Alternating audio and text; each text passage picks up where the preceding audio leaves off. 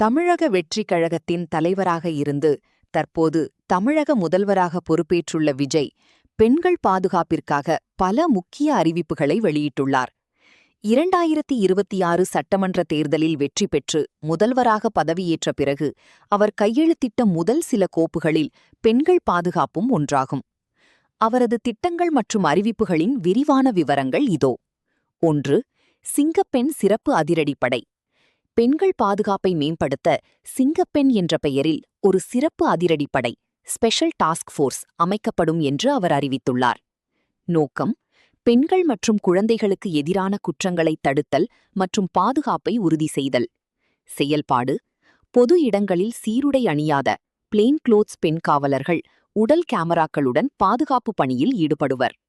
நவீன வசதிகள்: மாநிலம் முழுவதும் நவீன கட்டுப்பாட்டு அறைகளுடன் இணைக்கப்பட்ட இந்த படை உதவி தேவைப்படும் பெண்களுக்கு உடனடி பாதுகாப்பு வழங்கும்.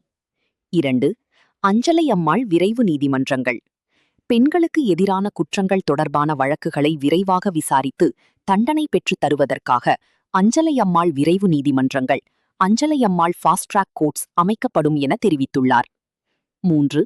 தொழில்நுட்ப ரீதியிலான பாதுகாப்பு. Panic buttons.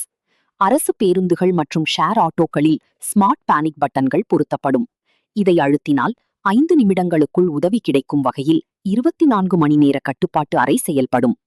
சிசிடிவி கண்காணிப்பு. பொது இடங்களில் இருண்ட பகுதிகள் டார்க் ஸ்பாட்ஸ் இல்லாதவாறு தெருவிளக்குகள் மற்றும் சிசிடிவி கேமராக்கள் அதிக அளவில் பொருத்தப்படும். 4. பொருளாதார பாதுகாப்பு திட்டங்கள். பாதுகாப்பு மட்டுமின்றி பெண்களின் முன்னேற்றத்திற்காகவும் சில அறிவிப்புகளை வெளியிட்டுள்ளார். மதிப்புமிகு மகளிர் திட்டம். தகுதியுள்ள பெண்களுக்கு மாதம் ரூபாய் 2500 நிதியுதவி. வெற்றி பயணம் திட்டம்.